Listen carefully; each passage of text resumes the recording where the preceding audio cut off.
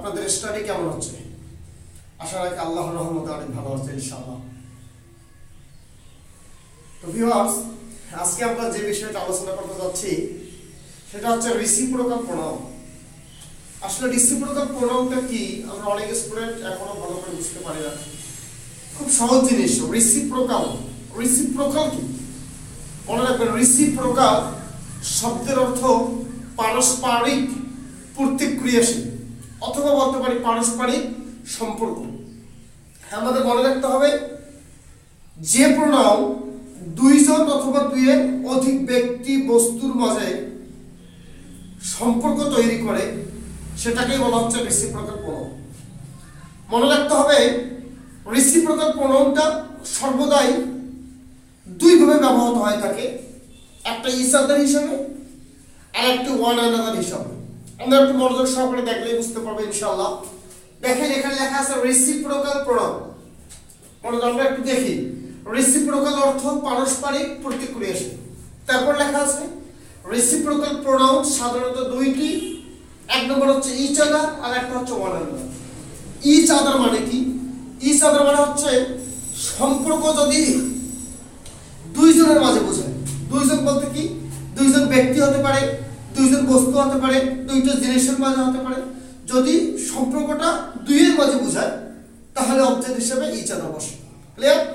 আর সম্পর্কটা যদি দুইয়ের অধিক অথবা তিন থেকে শুরু করে যত দূর যাওয়া যায় সম্পর্কটা যদি এদের মাঝে বোঝায় তাহলে অবজেক্ট হিসেবে ওয়ান অ্যানাদার বসে।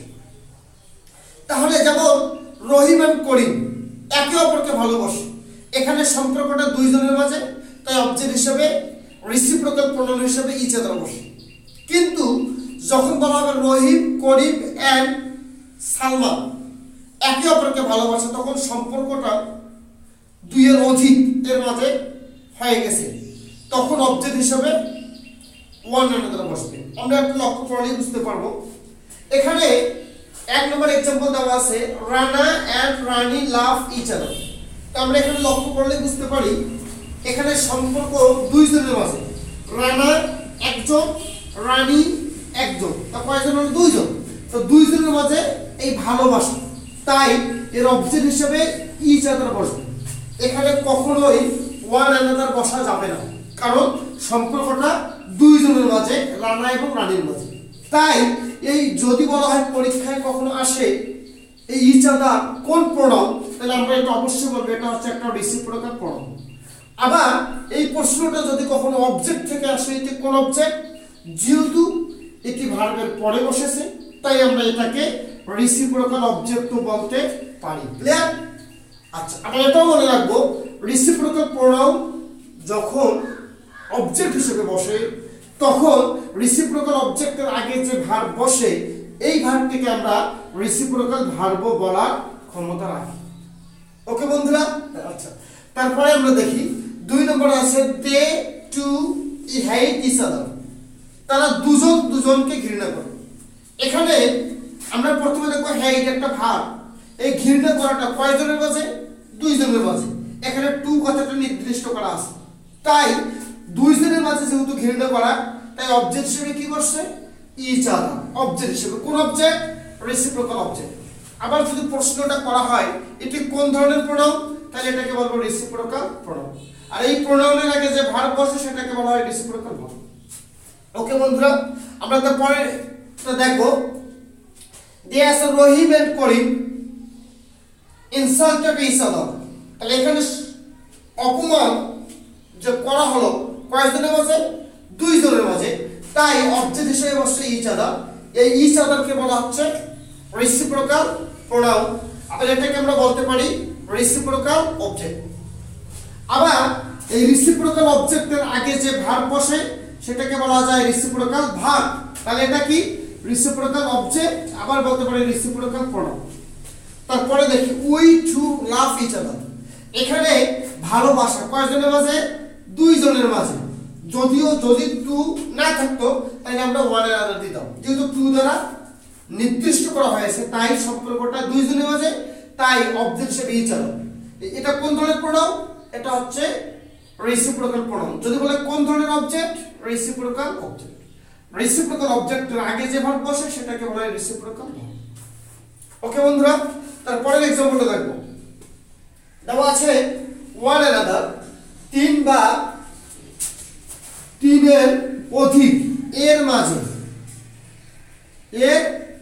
মাঝে পারস্পরিক সম্পর্ক বোঝাতে অবজেক্ট হিসাবে ওয়ান অ্যানাদার বসে।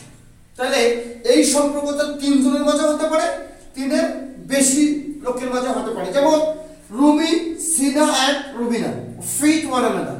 এই ফিট মানে খাওয়া, এটা হচ্ছে একটা ভার্ব, আমরা জানি। তা ভার্বের আগে সাবজেক্ট কয়জন? তিনজন। তাহলে সম্পর্কটা তিনজনের মাঝে রয়েছে, তাই অবজেক্ট হিসেবে কি বসছে? One another. যদি বলা এটা কোন অবজেক্ট, তাহলে বলবো এটা হচ্ছে রেসিপ্রোকাল অবজেক্ট। আবার যদি এটাই বলা হয় এটা কোন ধরনের প্রোনাউন, তাহলে বলবো রেসিপ্রোকাল প্রোনাউন। আর রেসিপ্রোকাল প্রোনাউনের আগে যে ভার্ব বসে সেটাকে আমরা বলতে পারি রেসিপ্রোকাল ভার্ব। ওকে বন্ধুরা, ফাইন। তারপরে আমরা দেখি উই ইনভেট ওয়ান অ্যানাদার, মানে আমরা একে অপরের কি করি? ঘৃণা, একে অপরের হিংসা করি। তাহলে বন্ধুরা এখানে উই বলতে কি দুইজন, দুইয়ের অধিক, আমরা সবাইকে বোঝাচ্ছি। তাই যেহেতু দুইয়ের অধিক, তাই আমরা এখানে অবজেক্ট হিসেবে কি বসছে? One another. যদি বলে এটা কোন অবজেক্ট, বলবো এটা রেসিপ্রোকাল অবজেক্ট। আবার যদি বলে কোন প্রোনাউন, এটাকে বলবো রেসিপ্রোকাল প্রোনাউন। আর রেসিপ্রোকাল প্রোনাউনের আগে যে ভার্ব বসে সেই ভার্বকে বলা হয় রেসিপ্রোকাল ভার্ব। ওকে, তারপরটা দেখো Bashar, Faruk and Chanchal praise one another. বলা হচ্ছে এই যে এখানে দেওয়া আছে ফ্রেজ মানে প্রশংসা করো। কয়জন? তিনজন। বাশার, ফারুক এন্ড চঞ্চল, তিনজন। যেহেতু তিনজনের প্রশংসা করলো, তাই অবজেক্ট হিসেবে বসছে ওয়ান অ্যানাদার। এটা কোন অবজেক্ট? এটাকে বলা হচ্ছে রেসিপ্রোকাল অবজেক্ট। আবার এটাই যদি পরীক্ষা আছে কোন ধরনের প্রোনাউন? Reciprocal pronoun. রেসিপ্রোকাল প্রোনাউনের আগে যে ভার্ব বসে সেটাকে বলা হয় রেসিপ্রোকাল ভার্ব। ক্লিয়ার? 4 নম্বরটা চলি। They respect one another. এখানে তাহারা বলতে দুইজন না, দুইয়ের অধিক ব্যক্তিকে বোঝানো হচ্ছে। তাই এখানে অবজেক্ট হিসেবে কি বসছে? Reciprocal object. কোন প্রোনাউন? এটি হচ্ছে রেসিপ্রোকাল প্রোনাউন। রেসিপ্রোকাল প্রোনাউনের আগে যে ভার্ব বসে সেই ভার্বটাকে বলা হচ্ছে রেসিপ্রোকাল ভার্ব। এখানে আরো একটা বিষয় আমরা লক্ষ্য না করলেই নয়, মনে রাখবেন বন্ধুরা, এই যে রেসিপ্রোকাল প্রোনাউন দুইটি, একটি ইচ আদার আর একটি ওয়ান অ্যানাদার, এই দুইটি প্রোনাউন কখনোই বাক্যের সাবজেক্ট হতে পারে না। এটা মনে কেন রাখবো? আমরা যখন অ্যাক্টিভ ভয়েসে যদি কখনো পরীক্ষায় আসে যে Rana and Rani love each other, তাহলে অবশ্যই মনে রাখবেন এই ইচ আদার কখনোই বাক্যের সাবজেক্ট হতে পারে না প্যাসিভ ভয়েসের সময়। তাই আমরা সেক্ষেত্রে যদি এগুলো কখনো আসে রেসিপ্রোকাল প্রোনাউন, তাহলে প্যাসিভ ভয়েসের ক্ষেত্রে আমরা তার অবজেক্ট এবং সাবজেক্ট সর্বদাই অপরিবর্তিত অবস্থায় রাখবো। আমার বিশ্বাস আপনাদের আজকের পর থেকে আর কোনো প্রকার রেসিপ্রোকাল প্রোনাউন নিয়ে সমস্যা থাকবে না। যদিও থাকে অবশ্যই আপনারা কমেন্ট বক্সে কমেন্ট করবেন। তো বন্ধুরা, আজকের মতো এতটুকুই আমরা এখানেই শেষ করব। শেষ করার আগে এতটুকুই বলবো, আপনাদের বন্ধু বান্ধবের মাঝে এই ভিডিওটা শেয়ার করবেন। যদি ভালো লেগে থাকে অবশ্যই কমেন্ট করতে ভুলবেন না এবং বেল বাটনে ক্লিক করবেন। সবাই ভালো থাকবেন, সুস্থ থাকবেন। আসসালামু আলাইকুম ওয়া রাহমাতুল্লাহি ওয়া বারাকাতুহু।